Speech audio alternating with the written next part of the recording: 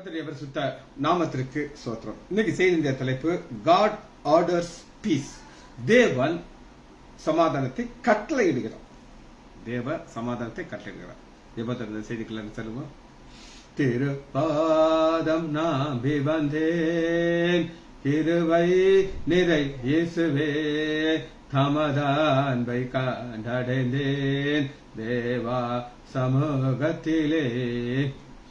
இலைப்பாறுதல் தரும் தேவா, கலைத்தோரை தேற்றிடுமே. இலைப்பாறுதல் தரும் தேவா, கலைத்தோரை தேற்றிடுமே.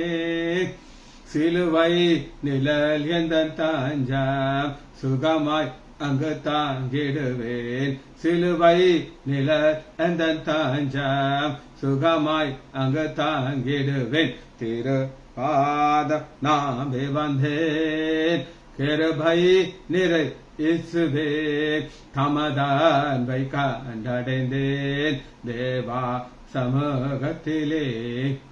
என்னை நோக்கி கூப்பிடு என்றீர் இனல் துன்ப நேரத்திலும்.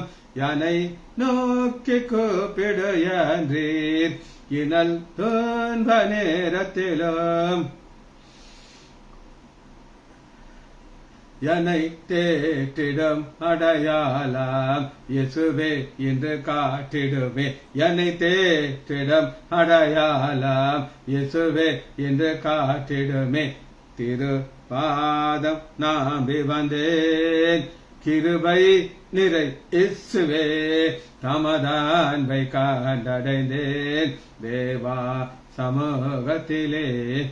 என்னை கைவிடாதிரும் நாதா, என நேர்ந்த நேரிடேனாம். என்னை கைவிடாதிரும் நாதா, என நேர்ந்த நேரிடேனாம். உமக்காக யாவும் சகிப்பேன், உமது பலன் ஈந்திடுமே. உமக்காக யாவும் சகிப்பேன், உமது பலன் ஈந்திடுமே. இயேசுவின் நாமத்தினாலே ஜெபங்கள் பிதாவே, ஆமென். கர்த்தருடைய பரிசுத்த நாமத்திற்கு ஸ்தோத்திரம். பாலசுந்தரி பிரைஸ் லார்ட், ஆரோக்கிய ராஜ் பிரதர் பிரைஸ் லார்ட், செல்வி டீச்சர் பிரைஸ் லார்ட். இன்னைக்கு செய்திய தலைப்பு God orders peace. கர்த்தர் சமாதானத்தை கட்டளையிடுகிறார். வாசிப்போமா? ஏசாயா 26வது அதிகாரம் 12வது வசனம். ஏசாயா 26:12. கர்த்தாவே, கர்த்தாவே, எங்களுக்கு ஒரு கூட்டத்தார் ஜெபிக்கிறாங்க. எதுக்காக ஜெபிக்கிறாங்க அப்படின்னு கேட்டீங்கன்னா, எங்களுக்கு சமாதானத்தை கட்டளை இடுவீராக. சமாதானத்தை கட்டளை. கட்டளை என்ன? ஒரு சாதாரண ஒரு ஆடி தூக்கி கொடுக்கிறது. பரத்திலிருந்து ஆண்டவர் ஒரு கட்டளை அனுப்புகிறார். இந்த கட்டளையிலிருந்து என்ன வரும் அப்படின்னு கேட்டீங்கன்னா, சொமாட்டோல இருந்து வருகிற சாப்பாடு கிடையாது. சொமாட்டோ உங்களுக்கு தெரியுமா? ஏன் தெரியாது? நீங்க ஆர்டர் பண்ணுவீங்களா எனக்கு தெரியாது. ஆனா இப்ப 90% மக்கள் இந்த சொமாட்டோல ஆர்டர் போடுறாங்க. அவன் சொல்லிடுவான், இத்தனை டயத்துக்குள்ள உங்களுக்கு சாப்பாடு வந்துடும், நீங்க எந்த ஹோட்டல்னாலும் ஆர்டர் பண்ணுங்க, காசை கட்டிடணும். காசு கொடுக்காம தோசை கிடையாது. காசு கொடுத்தா தான் தோசை கிடைக்கும். என்ன நாள் ஆர்டர் பண்ணுங்க. அழகா பேக் பண்ணி ஒருத்தர் உங்கள்கிட்ட கொடுப்பாரு. நீங்க டிப்ஸ் கொடுக்கணுங்கிற அவசியம் கிடையாது. ஏன்னா டிப்ஸ் அது இன்க்ளூடட். புரியுதா உங்களுக்கு? இதெல்லாமே ஆர்டர் பண்ணினால் கிடைக்கிறது. அந்த மாதிரி சாப்பாடு கிடையாது. சரிங்க? இது என்னதுன்னா சமாதானம். நீங்க பாட்டுக்கு சொமாட்டோல எனக்கு சமாதானம் 1 கிலோ வேணும் அப்படின்னு நீங்க கேட்டீங்கன்னா ஒண்ணும் கிடைக்காது. இது ஆண்டவர்ட்ட இருந்து வரணும். சரி, இப்ப பாருங்க, அந்த ரெண்டாவது, அது ரொம்ப முக்கியம். ரெண்டாவது என்ன இருக்கு அப்படின்னு கேட்டீங்கன்னா, எங்கள் கிரியைகளை எல்லாம் எங்களுக்காக நடத்திப்பிக்கிறவர் நீரே. எங்கள் கிரியைகளை எல்லாம் எங்களுக்காக. சின்ன ஒரு அருமையான அவசரம் பாருங்க. 2 போர்ஷன் இருக்கு, 2 இன்டர் கனெக்டட். எப்படி இன்டர் கனெக்டட் அப்படின்னு கேட்டீங்கன்னா, யார் ஆண்டவரே இன்னைக்கு நான் ஒரு கிரியை செய்யறேன், இந்த கிரியை எனக்காக நீங்க நடப்பிக்கிறவர் அப்படின்றது எனக்கு தெரியும். இப்ப பாலாஜி அப்படின்னு ஒருத்தர் இருக்கார். ஒரு ஏஜி சர்ச்சுக்கு போறவர். இந்து குடும்பத்திலிருந்து ரட்சிக்கப்பட்டு ஆண்டவர்ல முந்தி மலர் டிவி அப்படின்னு ஒரு டிவி வச்சிருந்தார். அந்த நேரம் எனக்கு ரொம்ப நெருங்கிய நண்பராக மாறினார். அப்ப கரெக்டா ஒரு 11 மணி நினைக்கிறேன் என்னுடைய மெசேஜ் வரும். லோக்கல் டிவியில் நான் அதை போய் பார்ப்பேன். அப்படி ரொம்ப அநேருக்கு பிரயோஜனம் இருந்துச்சு. சில முஸ்லீம் சகோதரிகள்லாம் வந்து என்கிட்ட கேட்பாங்க, டாக்டர் உங்கள் செய்தியை நான் கேட்டேன் அப்படின்னு சொல்லி. இன்னைக்கு இப்போ 6:30 மணிக்கு அவருடைய மகளுக்கு நிச்சயம். அவர் சொன்னார், டாக்டர் கட்டாயம் நீங்கள் வரணும், உறுதியாக நான் வருவேன் அப்படின்னு சொன்னேன். போய் உட்காந்தாச்சு. 6:45 ஆகுது, 7 ஆகுது. ஒரு பக்கம் பொஃபே அடிக்க வச்சுக்கிட்டு இருக்கிறாங்க. இன்னும் கொஞ்ச நேரத்தில் ஃபங்க்ஷன் ஸ்டார்ட் ஆயிரும். நான் வாட்சை பார்த்துக்கிட்டு இருக்கேன். 7. நான் பையன் எந்திரிச்சு அவர்கிட்ட வந்து சொன்னேன், பிரதர் 7 மணிக்கு நான் மெசேஜ் கொடுக்கணும், நான் எங்கள் வீட்டுக்கு போகணும், மெசேஜ் கொடுக்கணும்னு சொல்லி. அவருக்கு என்னை நல்லா தெரியும். வணக்கம், முடிந்தா சாப்பிடுங்க, இல்லைன்னா பிரச்சனை இல்லை அப்படின்ட்டார். அப்போ எனக்கு ஆட்டோவில் வரும்போது ஒரு பெரிய சமாதானம் இருந்துச்சு. என்ன சமாதானம் இருந்துச்சுன்னா, அந்த சாப்பாடெல்லாம் நான் சாப்பிட்ட சாப்பாடு தான். புதுசாக எதுவும் வானத்திலிருந்து இறங்கி வராது, மண்ணாலாம் வராது. மண்ணா வருமா? மண்ணா வராது. தேவதூத்தல் சாப்பாடுலாம் அங்கே இருக்காது. ஆனா இப்ப நான் உங்களுக்கு ஒரு மன்னாவை கொடுக்கணும். அது ஒரு அருமையான செய்தி. மன்னா இது என்னது? சமாதானம். சரி, இந்த சமாதானத்தை குறித்து சொல்றதுக்கு முன்னாடி ஒரு சின்ன ஒரு நடந்த சம்பவத்தை நான் சொல்றேன். இது ஒரு சம்பவம். இதுல தான் அந்த சமாதானத்தினுடைய அடிப்படையை உட்கார்ந்துட்டு ஒரு ஊழியக்காரர், ஒரு 100 வருஷத்துக்கு முன்னாடி நடந்த சம்பவம்னு வச்சுக்கோங்களேன். ஒரு குதிரை வண்டியில ஒரு கிராமத்துக்கு போவார். குதிரை வண்டியில போய் அந்த கிராமத்துல போய் சுவிசேஷத்தை சொல்லுவார். அவர் ஒரு பாலத்தை கடக்கணும். அவருக்கு ரெகுலரா போய் பழகிட்டார். அவருடைய பையன், குட்டி பையன், ஒரு 5 வயசு பையன் வச்சுக்கோங்களேன். அவன் அடிக்கடி கேட்பான், அப்பா அப்பா என்னையும் கூட்டுங்கப்பா, என்னையும் கூட்டிட்டு போங்கப்பா, நீங்க ஊழியத்தை செய்யறத நான் பார்க்கணும்ப்பா அப்படின்ட்டு. அன்னைக்கு லீவு, தம்பி வா குதிரை வண்டியில் ஏறி உட்காந்து. அவனுக்கு ஒரே சந்தோஷம். ஏறி உட்காந்துக்கிட்டான். ஏறி உட்கார்ந்த உடனே அந்த வண்டி போகுது. அப்ப அந்த பாலத்துல பாதி கட்டையை காணும். குதிரை கால் அதில் வைக்கணும். சொல்றான், எப்பா எப்பா பார்த்து போங்கப்பா, பார்த்து போங்கப்பா, குதிரை காலு உள்ள போச்சுன்னா சவுண்ட், நம்ம அந்த புள்ள குளத்துக்கலாம், பெரிய பள்ளத்துல கிடப்போம்ப்பா அப்படின்னு அப்பா இருக்கிறான். அப்பா சொல்றாங்க, அப்பா ஓட்டிட்டு போயிடுறா, கவலைப்படாதா. அப்பா கையை பிடிச்சிக்கிட்டு இருக்கான். அப்படியே போயிட்டே இருக்குது. போயிட்டு உள்ள போயிடுச்சு. சுவிசேஷம் சொல்லியாச்சு. மக்களுக்கு அப்படி ஒரு சந்தோஷம். இப்ப இருட்ட ஆரம்பிச்சிருச்சு. இப்ப சொல்றான், எப்பா இருட்ட போதுப்பா, எப்படிப்பா நம்ம போய் சேர போறோம்? பகல்ல எனக்கு பயமா இருந்துச்சுலப்பா. என்னப்பா சேருது? சொன்னாங்க, நீ அப்பா மடியில படுத்து தூங்கு, அப்பா அழகா ஓட்டினே பத்திரம் கொண்டு போய் சேர்த்துருன்ட்டு. இவன் அப்பா மடியில படுத்து தூங்கிட்டான். காலையில அந்த ஒரு குருவி சத்தம் கேட்குது. லேச வெடிய ஆரம்பிக்குது. அப்பதான் அவன் விழிக்கிறான். விழிக்கும் போது அவன் நினைக்கிறோம், அப்பா மடியில படுத்து தூங்கிட்டேன் பாத்தீங்களா, அதனால நான் பத்திரமா வந்து சேர்ந்துட்டேன். இன்னைக்குதான் சமாதானம் எப்ப நமக்கு கிடைக்கும் அப்படின்னு கேட்டீங்கன்னா, எப்ப கர்த்தர் ஆர்டர் பண்ணி வரணும் உங்கள் கிரியை. இந்த தம்பி மட்டும் அந்த குதிரை வண்டி பக்கத்துல உட்காந்துக்கிட்டு பாத்துக்கிட்டு இருந்தா இந்த சமாதானம் கிடைக்கும். சரி, இப்ப கட்டளைங்கிறது என்னங்கிறத, இந்த கட்டளை இப்ப இது உங்களுக்கு இதான் நம்முடைய திறவுகள் வார்த்தை. இது நம்ம எங்க இந்த கட்டளை எப்படி வரும், இந்த கட்டளை வர்றதுக்கு என்னெல்லாம் ப்ரொசீஜர்ங்கிறத நம்ம பார்க்க போறோம். எரேமியா 33வது அதிகாரம் 6வது வசனத்தை உங்களுக்கு வாசிக்கிறேன். எரேமியா 33:6.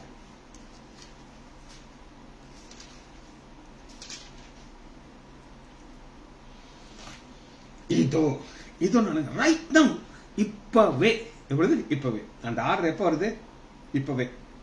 இதோ நான் அவர்களுக்கு அந்த ஆரோக்கியமும் சௌக்கியமும் வரப்பண்ணி அவர்களை குணமாக்கி அவர்களுக்கு பரிபூர்ண சமாதானத்தை சத்தியத்தை வெளிப்படுத்துவேன். சரி, இப்ப நான் உங்களுக்கு ஒரு காரணத்தை சொன்னேன். அது என்னன்னா, சமாதானத்தை கட்டளையாக அங்கிருந்து வருது. இந்த கட்டளைக்கு உள்ள என்னெல்லாம் இருக்கு? பெரிய ஒரு கிஃப்ட் உங்களுக்கு கொடுத்தாங்க. கிஃப்டை திறக்கிறீங்க, ஒன்னொன்னா இருக்கும். ஒன்னொன்னா எடுத்து பாக்குறீங்க, இது நல்லா இருக்கு, இது நல்லா இருக்கு, இது சூப்பரா இருக்கு அப்படின்னு ஒன்னொன்னா பார்த்துட்டு இருக்கீங்க.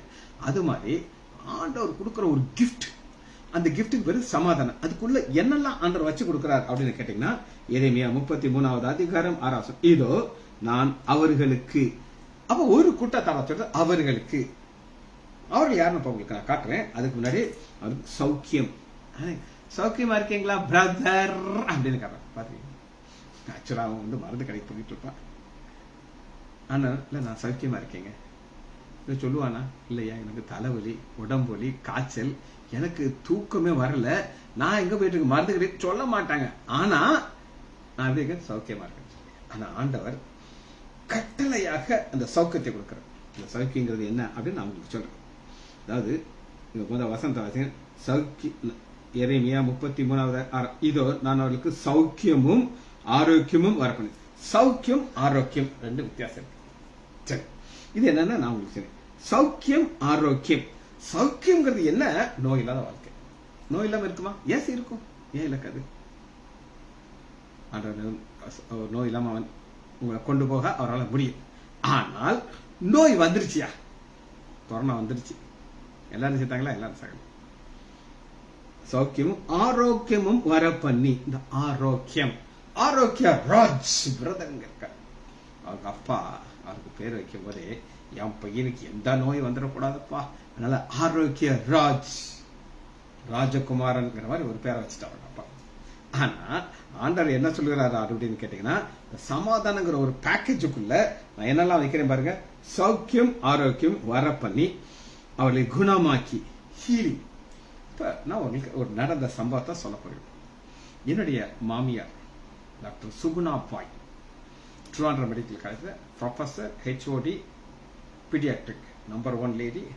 அவங்க ஒரு நாள் இப்ப அவங்க இறந்து பரலோகத்தில் இருக்காங்க. ஒரு சம்பவத்தை அவங்களுக்கு சொன்னாங்க. என்னன்றது அவங்களுக்கு நான் சொல்றேன். அவங்களுடைய ஒரு கிளாஸ்மேட், எங்க மாமியாருடைய கிளாஸ்மேட், டாப் ஸ்டூடெண்ட். அவர் யூகேல போய் இங்கிலாந்துல போய் ஒரு டாப் ஸ்பெஷலிஸ்டா இருக்காரு. அது என்ன ஸ்பெஷலிஸ்ட் கேட்டீங்கன்னா கேன்சர் ஸ்பெஷலிஸ்ட், ஆங்காலஜிஸ்ட். அவர் படிச்ச படிப்பு. அவர் எந்த ஒரு பேஷண்ட்டை பார்த்தாலும் அவர் டயக்னோஸ் பண்றது ஏர்லியஸ்ட் டிடெக்ட் பண்ணிப்பாரு. யாருமே ஆச்சரியப்படத்தக்க இப்படி ஒரு டயக்னோஸ் பண்ணிட்டாரு. அது எக்ஸ்பர்ட் புலி. அங்க ரிட்டையர்ட் ஆகி திருவனந்தபுரத்தில் வந்து உட்கார்றாரு. அவருடைய கேரக்டர் என்ன அப்படின்னு எங்க மாமியார் சொன்னாங்க. வெயிட் போடவே கூடாது யாரும், ஒபிசிட்டிக்கு அகேன்ஸ்ட். அதனால அவர் வீட்டில் ஒரு வெயிட் மிஷின் இருக்கும். அந்த வெயிங் மிஷினில் போய் நிற்கணும் எல்லாரும் ஒருத்தரா. அவர் மனைவி, அவர் மக, பையன். அதில் 1 கிலோ 1/2 கிலோ யாருக்காவது போட்டி 2 நாள் சாப்பாடை கட் பண்ணிடுவார். இவர் எங்கள் மாமியார்ட்ட சொல்லுவார், சுகுணா நான் 2 சப்பாத்தி தான் சாப்பிடுவேன், எனக்கு ஒரு வெஜிடபிள் கட்டாயம் இருக்கணும், நான்வெஜ் நான் சாப்பிட மாட்டேன், தண்ணி மினரல் வாட்டர் நான் ஏன் கொண்டு வந்து தண்ணியை நான் குடிக்க மாட்டேன். இந்த கண்டிஷன் ஒவ்வொரு நாளும் போடுவேன். உங்களுக்கு சப்பாத்தி இருக்கும், 2 வெஜிடபிள் இருக்கும், நீங்க சாப்பிட்டுட்டு, ஆனா நீங்க கட்டாயம் வரணும். வருவாரு, ரொம்ப பேசுவார், பயங்கரமான நாலேஜ் பர்சன், அப்படி ட்ரிம்மா இருப்பார். ஒரு நாள் என்ன நடந்துச்சுன்னா, இந்த இடத்துல அவருக்கு ஒரு சின்ன ஒரு கட்டி வந்துச்சு, ஒரு சொல்லிங். இவர் உடனே ஒரு டாக்டர்கிட்ட போய், எனக்கு ஒரு சொல்லிங் இருக்கு, இது என்னன்னு நீ கொஞ்சம் கண்டுபிடிச்சு சொல்லுங்க. அதுனா ஸ்கேன் எடுத்து பார்ப்போம் சார். இவங்களாம் ஸ்டூடெண்ட், எஸ் எடுத்து பாருங்க. பிரெயில எடுத்து பார்த்தோன்னா பிரெயின் ஃபுல்லா கேன்சர் கட்டி இருக்கு. சரி, நெஞ்சு எடுத்து பார்ப்பேன், நெஞ்சுக்குள்ள அத்தனை கேன்சர் கட்டி உள்ள உட்காந்துட்டு, வயத்தை பார்த்தா அங்கேயும் கட்டி இருக்கு. அப்படியே ஆட்டிட்டாரு. இவர் சமாதானம் எல்லாம் போச்சு. இவர் எவ்வளவுக்கு பர்டிகுலரா இருந்து நான் இப்படிதான் சாப்பிடுவேன், வெயிட்ட கூட கூடாது, எல்லாம் போச்சு. அவர் என் மாமியார்ட்ட சொல்லி அழுகிறாரு, சுகுணா நான் எத்தனை பேருக்கு நான் டயக்னோஸ் பண்ணிருப்பேன் தெரியுமா, எனக்குள்ள மண்டையில இருக்குது, நெஞ்சில இருக்குது, வயத்துல கண்டுபிடிக்கலையே, நான் ஏமா இது அப்படின்னு கேட்டார். எங்க மாமியார்ல என்ன சொல்ல முடியும், நீ முட்டாள் ஏன் சொல்ல முடியும், ஆண்டவருக்கு அதான் வித்தியாசம். அவர் கொஞ்ச நாளே மறிச்சிட்டார். மறிக்கிறதுக்கு முன்னாடி ஒரு நாள் சொல்லுவாரா, சுகுணா வலி வலி வலி என்னால தாங்க முடியல. ஒரு நாள் இந்த பூமி விட்டு கடந்து போய்விட்டார். ஆனா ஆண்டவர் நமக்கு ஒரு ஸ்பெஷலா ஒரு காரியத்தை கொடுக்கிறார். ஆனா இது அவர்களுக்கு அப்படின்னு இருக்கா ஆராசனுக்கு அவர்களுக்கு. இந்த அவர்கள் யாருங்க பார்க்கணுமா பார்க்கணும். 33:3 இதான் அவர்கள். என்னை நோக்கி கூப்பிடு, ஜெபிக்கிற கூட்டம். எப்பொழுது நீ ஜெபம் பண்ணும் பொழுது நான் உனக்கு உத்தரவு கொடுத்து, உத்தரவு கட்டளையும் சேம். உத்தரவுங்கிறது ஒண்ணு, கட்டளை. அப்ப நீ என்னை நோக்கி எப்ப ஜெபிக்க ஆரம்பிக்கிறாயோ, இப்ப நான் சொன்ன டாக்டரும் ஜெபிக்காத மனிதன், அவருக்கு கட்டளையும் வரல, ஒண்ணு இல்லை, செத்து போயிட்டார். ஆனா கொடுத்து, நீ அறியாததும் உனக்கு எட்டாததுமான பெரிய காரியத்தை உனக்கு அறிவிப்பேன். யாருக்கு அறிவிப்பார் சொல்லுங்க? யார் ஜெபிக்கிறார். ஜெபத்துக்கு ஈக்குவலா உலகத்துல ஒண்ணுமே கிடையாதுங்க. ஜபம் ஜபம் ஜபம். சரி, ஆண்டவர் இப்படிப்பட்ட ஒரு காரியத்தை கட்டளையாக அனுப்புறத பைபிள் ஒரு சம்பவத்தை உங்களுக்கு காட்ட போகுது. சரி, எடுத்துக்கலாமா? அப்போஸ்தலர் 16வது அதிகாரம். முதல்ல சமாதானம் இல்லாத ஒரு மக்கள் என்ன செய்றாங்க அப்படின்னு கேட்டீங்கன்னா, 16வது அதிகாரம் பவுலும் சீலாவையும் 23 வசனத்துல அவர்கள் இதோ அநேக அடி அவர்களை அடித்து சிறைச்சாலையில வைத்து காக்கும்படி கட்டளையிட்டார். இங்கே ஒரு கட்டளை இருக்கிறது. சிறைச்சாலைக்காரனுக்கு கட்டளை இட்டார்கள். கட்டளை இட்டது யார் சொல்லுங்க? ஒரு பவர்ஃபுல் பீப்புள், உலகத்துல பவரான பீப்புள் இருக்காங்க. அவங்க இதை செய்யறாங்க. செஞ்ச உடனே என்ன நடக்குது அப்படின்னு கேட்டீங்கன்னா, அவர்கள் இப்படிப்பட்ட கட்டளையை பெற்று உட்காவலில் அடைத்து கால்கள் தொட மாட்டேன். நடு ராத்திரியிலே பவுலும் சீலாவும் ஜெபம் பண்ணி, எரேமியா 33:3 என்னை நோக்கி கூப்பிடு. இப்ப பவுலும் சீலாவும் ஜெபிக்கிறாங்க. இந்த சூழ்நிலையை நான் உங்களுக்கு சொல்றேன். இதால முடியுமா முடியாதா அப்படின்னு கேட்டா முடியாது. ஏன் முடியாதுன்னா, அநேக அடி, அதாவது ஒரு அடி 2 அடி எல்லாம் கிடையாது, அதுவும் வெறித்தனம் அடிச்சிருக்காங்க பவுலையும் சீலாவும். என்ன தப்பு பண்ணாங்க? ஒண்ணுமே செய்யல. இந்த நேரத்துல 2 காயங்கள் இருக்குங்க. ஒண்ணு உள் மனதுல ஒரு காயம் இருக்கு. என்ன இருக்கும் அப்படின்னு கேட்டீங்க, என்ன தப்பு பண்ணோம், எங்களை எதுக்கு அடிச்சாங்க, ஒரு வேதனை, உள் வேதனை.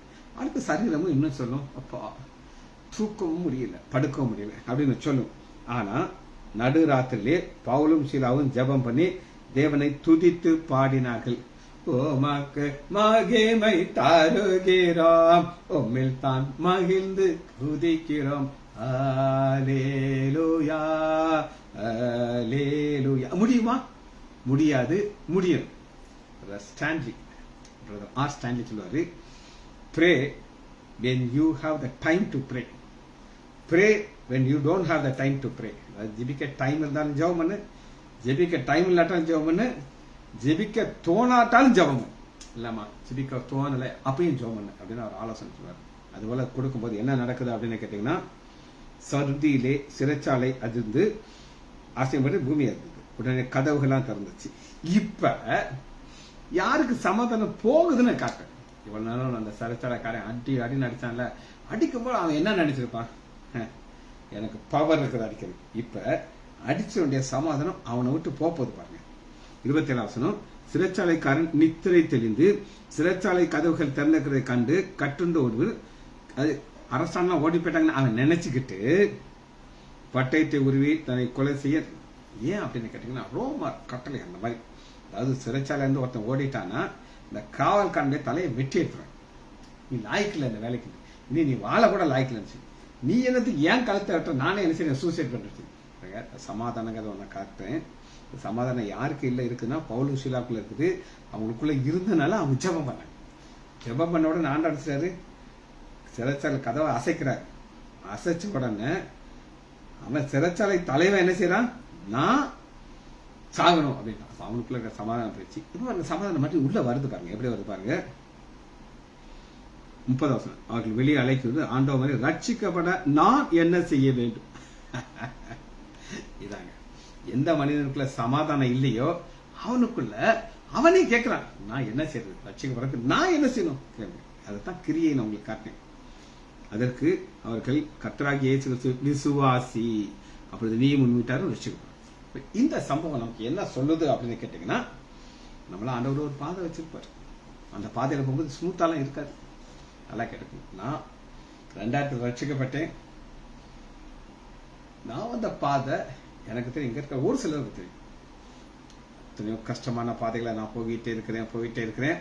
ஆனா ஒரு நாளும் என்னுடைய சமாதானம் என்னை விட்டு போனதே கிடையாது. சரி, இப்ப ஒரு சம்பவத்தை நம்ம பார்க்க போறோம். 1 சாமுவேல் எடுத்துக்கொள்வோம். 18வது அதிகாரத்துக்குள்ள வருவோம்.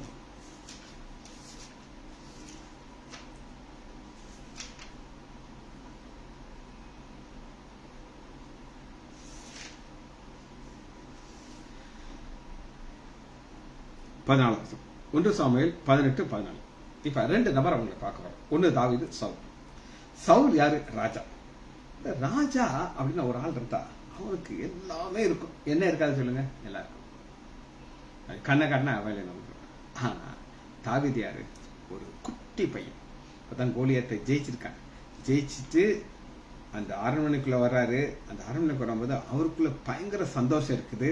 ஆனா அந்த சமாதானம் யாருக்கு இல்ல? சவுலுக்கு இல்ல. ஏன் இல்ல அப்படின்னு கேட்டீங்கன்னா, 18-12 கர்த்தர் தாவீதோடு கூட இருக்கிறார் என்று தன்னை விட்டு விலகி போனார் என்று சவுல் கண்டு தாவீதுக்கு பயந்து. ஒரு ஆச்சரியமான கருங்க. கர்த்தர் தாவீதோடு கூட இருக்கிறார். ஒரு நடந்த சம்பவத்தை சொல்லப்படுறது. டாக்டர் ராஜேஷ் DM அப்படின்னு ஒருத்தர் இருக்கார் விருதுநகர்ல. ரயில் இந்த பஸ் ஸ்டாண்ட் பக்கத்துல ஹாஸ்பிட்டல் வச்சிருக்காரு. அதாவது விருதுநகர்லயே அதிகமாக இருதயத்தை கொடுத்து படித்தவர் அவர் டாக்டர் ராஜேஷ் DM. ஒரு தடவை இந்த கொரோனா டயத்துல ஸ்ரீலிபுத்தூர் கோர்ட்ல நான் ஒரு சாட்சி சொல்ல வேண்டியது, ஒரு ஆக்சிடென்ட் கேஸை பத்தி. ஸோ நான் அங்கே போய் உட்காந்துக்கிட்டு இருக்கேன், மாஸ்க் போட்டிருக்கேன். இவர் வந்து உட்கார்ந்தவர், இவர் வந்து என் பக்கத்தில், டாக்டர் நான் டாக்டர் ராஜேஷ், சார் வணக்கம் சார், நான் உங்களை கவனிக்கலை, நீங்கள் மாஸ்க் போடுறதுல மோகம் மறந்து போயிருக்கு. அப்பா என்ன சொல்றாரு, சத்தமா பேசிட்டு இருக்காரு, உங்க ஜட்ஜு உட்கார்ந்துட்டு இருக்கு. இவங்கெல்லாம் அந்த கவர்மெண்ட்ல இருந்து டெய்லி அவங்களுக்கு பயப்பட மாட்டாங்க, பேசவே கூடாது. என்கிட்ட சொல்றாரு, சார் உங்களுக்கு தெரியுமா உங்க ஆஸ்பத்திரியில இயேசு இருக்கிறார் அப்படின்ட்டு. என்னமோ ஒரு ஆள் உட்கார்ந்து இருக்கிற மாதிரி சொல்றாரு, உங்களுக்கு தெரியுமா சார் அப்படின்னு சொல்லி. நான் பையன் கேட்டுக்கிட்டு, எப்படி சார் சொல்றீங்க அப்படின்னு நான் கேட்டேன். அவர் சொல்றாரு, சார் எத்தனையோ பேஷண்ட் ஏன் பேஷண்ட் உங்க ஆஸ்பத்திரிக்கு வர்றாங்க சார், நீங்க என்னமோ தைலத்தை கொடுக்குறீங்க, மாத்திரையை கொடுக்குறீங்க, சரியாயிடுச்சுன்னு சொல்லிட்டு போறாங்க சார். நான் புரிஞ்சுக்கிட்டேன், இந்த டாக்டருக்கெல்லாம் இதெல்லாம் எப்படி தெரியும், இவருக்கு எம்பிபிஎஸ் படிச்சாரு, இவர் தைலத்தை கொடுக்குறாரு, எனக்கு தெரியாத ஆயுர்வேத மாத்திரை கொடுக்குறாரு, சரியாகுது. இது இவர் கொடுக்குற சுகம் கிடையாது, இயேசு கொடுக்குறாரு. புறஜாதியா ஆண்டவர் அறியாத மனிதன் சொல்லுகிறார், உங்களுக்கு தெரியுமா, என்ன தெரியுமா, உங்க ஆஸ்பத்திரியில் இயேசு இருக்காரு. இதைத்தான் இங்க வசனம் சொல்லியிருக்காங்க. 1 சாமுவேல் 18வது அதிகாரம் 12. கர்த்தர் தாவீதோட கூட இருக்கிறார் என்றும் தன்னை விட்டு விலகி போனார் என்று சவுல் கண்டு போய், தன்னை விட்டு விலகி போனார். எப்ப ஆண்டவர் அவரை விட்டு விலகி போனாரோ அப்ப அவருடைய சமாதானமும் அவரை விட்டு என்ன செஞ்சிச்சு, போயிடுச்சு. அந்த சமாதானத்தோட கூட இருந்த போது அவருடைய வாழ்க்கை எப்படி இருந்துச்சு அப்படின்னு கேட்டீங்கன்னா,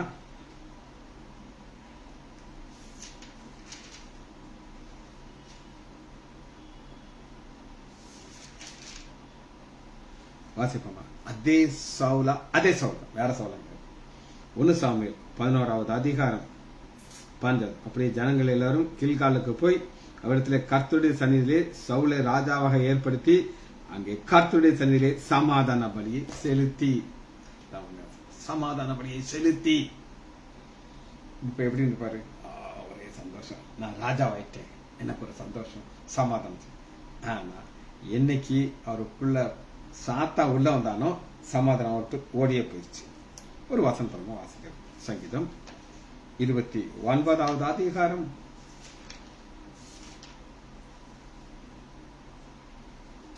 11. 29, 11. இந்த சமாதானத்துக்குள்ள நான் உங்களுக்கு எல்லாம் பேக்கேஜ் சொன்னேன், இந்த பேக்கேஜை உங்களுக்கு நான் வாசிக்கிறேன். ஏசாயா 33வது அதிகாரம்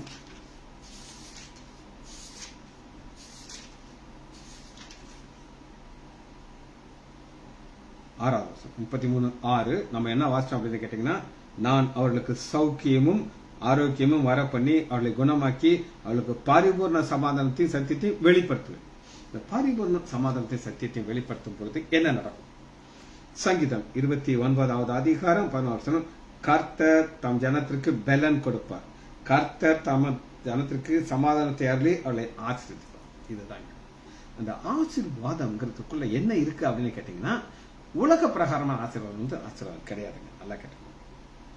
ஏன் அப்படின்னு கேட்டீங்கன்னா, உலக பிரகாரமான மக்களுக்கு ஒரு பணம் இருக்கும், ஏகப்பட்ட பணம் இருக்கும்.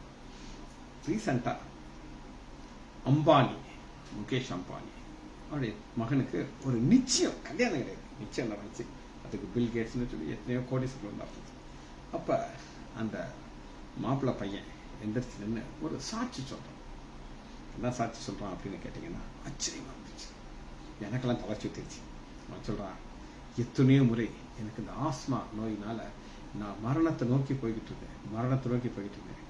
என் தகப்பனார், உங்களுக்கெல்லாம் இதெல்லாம் தெரியாது, உங்களுக்கு என் தகப்பனார் ஒரு பெரிய கோடீஸ்வரன் பிசினஸ் பண்ணா தான் தெரியும், ஆனா அவருடைய அன்பு எனக்கு தான் தெரியும். என்னை அவர் மடியில படுக்க வச்சு என் நெஞ்ச தடவை கொடுத்து தம்பி அவருக்கு ஒன்றும் செய்யாதுப்பா, ஒன்றும் செய்யாது அப்படின்னு சொல்லிக்கிட்டே இருப்பாரு.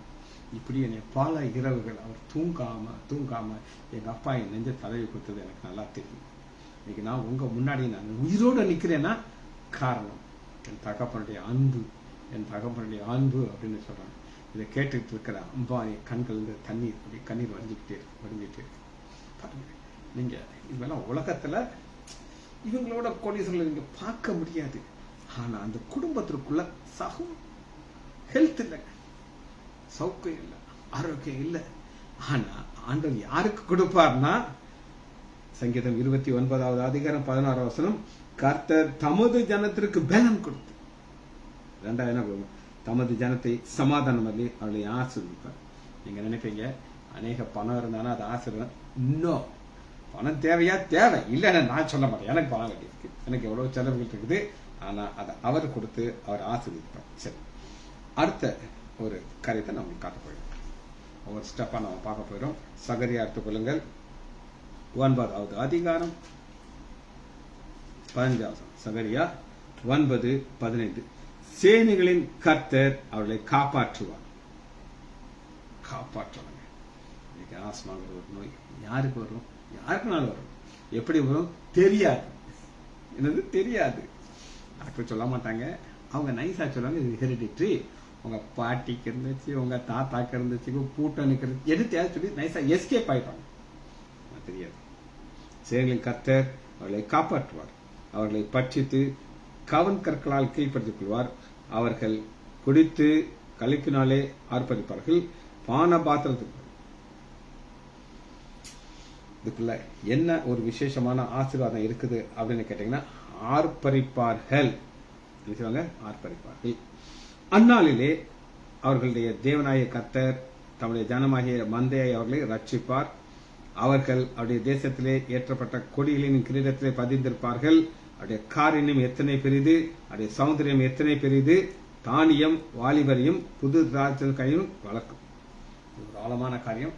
சில காரியத்தை மட்டும் அவங்களுக்கு காட்ட போயிடும். ஃபர்ஸ்ட் என்ன அண்டர் செய்தார்னா, காப்பாற்று பாருங்க. 14வது சொன்னாங்க, அவர்கள் பட்சத்திலே கர்த்தர் காணப்படுவார். இதுதான் ஃபர்ஸ்ட் பாயிண்ட் நம்பர் 1. பட்சத்திலே. இப்ப எலெக்ஷன் வர்றதுனால இதை நான் சொல்றேன். நான் இன்னைக்கு வரும்போது ஒரு வேனை பார்த்தேங்க. அந்த வேன்ல ஒரு 10 கொடி சேர்ந்துருக்கு. ஒன்னா எனக்கு ஜாஸ்தி அப்ப நான் என்ன புரிஞ்சுக்கிட்டேன்னா, 10 கட்சிகள் ஒன்றாக சேர்ந்து நிக்கிறாங்க. அப்பா அது உங்களுக்கு தெரியும். இந்த 10 கட்சி ஒன்னா சேர்ந்ததுக்கு காரணம்னா யாருக்குமே தைரியம் கிடையாது. நான் என்ன ஜெயிப்பேங்கிறது. அவங்க ஒரு கூட்டணி ஃபார்ம் நிக்கிறாங்க. ஆனா இது கூட்டணி கிடையாது. நம்ம ஆண்டவர் நம்ம பட்சத்துல பக்கத்துல இருக்காரு. நம்பர் 1 பட்சத்தில் காணப்படுறார். சகரியா 9:12. நம்பர் 1 சமாதானம், சௌக்கியம், ஆரோக்கியம், களிப்பு, சந்தோஷம் எல்லாம் ஃபர்ஸ்ட் அவர் நம்ம பக்கத்துல இருக்கும். அவருடைய அம்பு மின்னலை போல புறப்படும். அம்புங்கிறது என்ன அப்படின்னு கேட்டீங்கன்னா, நமக்கு விரோதமாக சாத்தான் என்ன செய்வான்? சில அக்னிகளை நம்ம மேல போட பார்ப்போம், நோய்களை போட பார்ப்போம். ஆனா ஆண்டவர் பாதுகாக்கும்போது அந்த அக்னி அதை போய் அடிக்குது. காப்பாற்றுவார். அவருடைய அம்பு மின்னலை போல புறப்படும். கர்த்தராகிய தேவன் எக்காலம் ஊதி தென் திசையிலே சுழல் காற்றுகளுடன் நடந்து வருவார். எக்காலம் ஊதி. இந்த எக்காலம் ஏன் ஊதுகிறார் அப்படின்னு நீங்க கேட்டீங்கன்னா, இது வருகையோடு சம்பந்தப்பட்ட காரியம். எக்காலத்தை ஊதுறதுக்கு காரணம் என்ன அப்படின்னு கேட்டீங்கன்னா, 1 தெசலோனிக்கேயர் 1வது அதிகாரம் 1 தெசலோனிக்கேயர் 4வது அதிகாரம் 14வது. இன்னைக்கு ஆண்டவர் செய்யறது நமக்கு சமாதானத்தை கொடுக்கிறார், பட்சத்தில் இருக்கிறார். ஆனால் ஒரு நாள், ஏனென்றால் கர்த்தர் தாமே ஆரவாரத்தோடும் பிரதான தூதருடைய தேவ எக்காலத்தோடும் வாழ்த்து. தேவ எக்காலம் இது இன்னைக்கு நம்ம வாழ்க்கையில முடிவு. பாதுகாக்கிறாரு, எக்கால ஊதுகிறாரு, நம்மளை பரலோகத்தை கொண்டு போய் சேர்க்கிறாரு. அதுக்கு அடுத்து என்ன பார்க்கிறோம் அப்படின்னு கேட்டீங்கன்னா, சகரியா 9வது அதிகாரம் 15. நடந்து வருவார். நம்பர் 1 சேனைகளின் கர்த்தர் அவளை காப்பாற்றுவார். ஆக்ஷன். நடந்து வருவார், காப்பாற்றுவார். இன்னைக்கு நாம் நிர்மூலமாகாத இருப்பது கர்த்தருடைய சுத்தக்கிருபை. கொரோனா அப்படின்னு கேள்விப்பட்டேன். அதை பத்தி உங்களுக்கு என்ன தெரியும் சொல்லுங்க. எத்தனை பேர் மறிச்சிருக்காங்க? அது எத்தனை மறிச்சாங்க நமக்கு தெரியுமா? நான் சொல்றேன், டாக்டராக தான் உங்களுக்கு சொல்றேன். இந்த கொரோனா நோய் எங்க வந்து அதை பாதிக்கும் அப்படின்னா, நுரையீரலை தாக்கும், லங்ஸ். இது யாருக்கு வராது அப்படிங்கிற சயின்டிபிக்கா சொல்றேன். இப்ப நான் மெடிக்கலா பைபிள் இல்லாம சயின்டிபிக்கா நான் பேசுறேன். அவங்க டாக்டர்ஸ் என்ன சொல்றாங்க அப்படின்னு கேட்டீங்கன்னா, யாரெல்லாம் ரெகுலரா ஜாகிங் போறாங்க, எக்ஸசைஸ் பண்றாங்க, லங்ஸை ஃபிட்டா வைக்கிறாங்க, உடம்பு ட்ரிம்மா வச்சிருக்காங்க, ஒபிசிட்டி போகாம வச்சிருக்காங்க, அவங்கள பாதிச்சாலும் தாக்காது. ஏன்னா நுரையில் வந்து அவ்வளவு ஸ்ட்ராங்கா இருக்கும். ஆனா இந்த குண்டு பசிக்கு மாதிரி இருந்து நல்லா சாப்பிட்டு பொதுக்கு இருப்பாங்க பார்த்தீங்களா, அவங்கள தாக்கும். ஒரு உதாரணத்துக்கு நான் சொல்றேன். எஸ்பி பாலசுப்ரமணியம் ஒரு சினிமா பாடல்கள்ல பிச்சு வீசி மன்னாதி மன்னனா இருந்தார். அவரை பார்த்துருக்கீங்களா? இப்படி இருப்பார். அவர் ஏதாவது ஒரு எக்ஸசைஸ் பண்ணியிருப்பாரு, ஒன்றும் பண்ணதில்லை. ஆனால் அவருக்கு அந்த கொரோனா தாக்குச்சு. கொரோனா தாக்குன உடனே என்ன நடக்கும் அப்படின்னு கேட்டிங்கன்னா, நுரையீரல் இருக்கு பார்த்தீங்களா, அந்த நுரையீரல் வந்து அழுகி போயிடும். அழுகுனாது உங்களுக்கு ஒரு சிக்கன் மட்டன் ஏதாவது வச்சுருக்கீங்க, 2 நாள் வெளியே வச்சா அது எவ்வளோ நாற்றம் அடிக்குமோ அதே மாதிரி நுரையீரல் அழுகி போயிடும். அழுகி போய் அவங்களால மூச்சு விட முடியாது, மூச்சு திணறும். இப்போ ஆக்சிஜன் வைப்பாங்க, இந்த ஆக்சிஜன் அளவை கூட்டிக்கிட்டே இருப்பாங்க. அளவை கூட்ட கூட்ட அதாவது ஓரளவுக்கு அவங்க மூச்சு விட முடியும். பகல் நாள் ரைட்டு நாள் எல்லா நேரமும் அவங்களுக்கு மூச்சு திணறும், கஷ்டப்படுவாங்க. அப்போ வந்து அந்த டாக்டர் வந்து கூட கொஞ்சம் ஆக்சிஜன் கூட்டுறாரு. இப்போ ஓரளவுக்கு லேசாக இருக்கும். கொஞ்சம் கொஞ்சம் இருக்கும் பார்த்தீங்களா, அந்த அது உயிரோடு இருக்கிற நுரையீரல் வேலை செய்யும். ஆனால் கம்ப்ளீட்டாக காலையாக டெத் ஆகிடும். அப்போ அவங்க மாறணும், எவ்வளோ கஷ்டமாக இருக்கும் பாருங்க. இதெல்லாம் யோசிச்சு பாருங்க. ஆனால் ஆண்டவர் அந்த நேரத்தில் என்ன செய்தார் அப்படின்னு கேட்டிங்கன்னா, 15 கர்த்தர் சேனைகளின் கர்த்தர் அவர்களை காப்பாற்ற. சேனைகளின் கர்த்தர் யுத்தம் நடக்குதுங்க, உங்களுக்கும் சத்துருக்கும் வராது யுத்தம். அந்த நேரத்தில் அவர் காப்பாற்றுகிறார். அவர்களை பட்சித்துனானது அந்த சாத்தான் வந்து புடுங்கி கவன் கண்களால் கீழ்ப்படுத்திக் கொள்வார் அவர்கள். அப்ப நடந்து இதில் ஒரு பக்கம் நடந்து முடிஞ்சது. அவர்கள் குடித்து களிப்பினாலே ஆர்ப்பரிப்பார்கள். குடித்து களிப்பினாலே ஆர்ப்பரிப்பார்கள். ஆர்ப்பரிக்கிறது சத்தமா பாருங்க. அவருடைய ஜனமாகிய மந்தையை அவர் ரட்சிப்பார். இதை குறித்து ஒரு செய்தியை நம்ம பார்க்க போறோம். இப்படி நடந்த ஒரு சம்பவத்தை உங்களுக்கு காட்டுறேன், எடுத்துக்கலாமா? இதுக்கு வந்து யாத்திராகமம் 15வது அதிகாரம் எடுத்துக்கிட்டீங்கன்னா, நம்ம ஆண்டவர் எப்படி ஒரு கூட்டத்தார காப்பாற்றி அவரை ஜெயத்துணி பண்ண வைக்கிறார். இப்போ 15வது அதிகாரம் யாத்திரா 1 வசனத்துல இஸ்ரேல் மக்கள் செங்கடலை கடக்கிறதுக்கு முன்னாடி உங்களுக்கு சமாதானமே கிடையாது. அதுக்கு முன்னாடி எப்படி இருந்தாங்க அப்படின்னு நீங்க கேட்டீங்கன்னா, 14வது அதிகாரம் 9வது வசனம், எகிப்தியர் பார்வோனுடைய சகல குதிரையும் வந்தாச்சு, பாளையம் கிட்டி வந்துட்டாங்க. பார்வோன் சமீபித்து வருவதை இஸ்ரேல் புத்திரத்தை கண்டு ஏறிட்ட பொழுது மிகவும் பயந்து பயப்பட ஒரு கூட்டம் இருக்காங்க. ஆனா இவங்களுக்கு தெரியாது, கொஞ்ச நேரத்துல செங்கடல் திறக்க போது பார்வோனோட விஷயம் முங்க போறாங்க, நாங்க ஒரு ஜெயகீதம் பாட போறோம். தெரியாது, தெரியுமா? தெரியாது. அதனால அவங்க இருதயம் எப்படி இருந்துச்சுன்னா பயத்தோடு இருந்துச்சு, வேதனை. கொஞ்ச நேரத்துல நாங்க காலி ஆரம்பிச்சோம். ஆனா பார்வோன் எப்படி நினைச்சிருப்பான்னா, இதெல்லாம் எனக்கு ஊதிடுவேன். எப்படி ஊதுவேன்னா அதே அவன் சொல்றான். என்ன சொல்றான்னு கேட்டீங்கன்னா, 15வது அதிகாரம் 9வது வசனம், பார்வோன் இருதயம் கொழுப்பு பெருமைனால நிறைஞ்சிருக்குது. என்ன சொல்றான், தொடர்வேன், பிடிப்பேன், கொள்ளையாடி பங்கிடுவேன், என் ஆசையை அடுத்து திருப்பேன், என் பட்டயத்தை உருவுவேன். பட்டயத்தை உருவவே முடியல. பாருங்க, 2 காரியம். ஒரு சமாதானம் பார்வோனுக்கு இருந்துச்சு. எப்ப இருந்துச்சு? செங்கடலுக்கு முன்னாடி. ஆனா செங்கடலுக்கு முன்னாடி இஸ்ரேல் மக்களுக்கு பயத்துல இருந்துச்சு. ஆனா எப்ப செங்கடலை கிராஸ் பண்றாங்களோ, இப்ப பார்வோன் எங்க போயிட்டான்? தண்ணிக்குள்ள போயிட்டான். ஆனா இஸ்ரேல் மக்கள் துதிப்பாடல் வந்து 15:1 பாருங்க, அப்பொழுது மோசேயும் இஸ்ரேல் மக்களும் கர்த்தரை புகழ்ந்து பாடின பாட்டு. எப்ப அங்க பாட முடியும்? சமாதானம் இருந்துச்சு, புகழ்ந்து பாடுறாங்க. சாதாரண பாட்டு, புகழ்ந்து பாடுறாங்க. எப்படி பாடுறாங்கன்னா, கர்த்தர் அவர்கள் மகிமையை வெற்றி சிறந்தார், குதிரையும் குதிரைவர்களும் கடலிலே தள்ளினார். இது எப்ப நடக்கும் அப்படின்னு கேட்டீங்கன்னா, அன்எக்ஸ்பெக்டட் திங்ஸ். வாழ்க்கையில ஒண்ணு நினைக்கும், ஒரு தடை இருக்கும். இந்த தடை என்ன சொல்லணும்னா, உன் சமாதானம் போச்சு, உன் நோய் வந்துருச்சு, இதோட உன் கதை முடிஞ்சிச்சுன்னு அது சொல்லும்.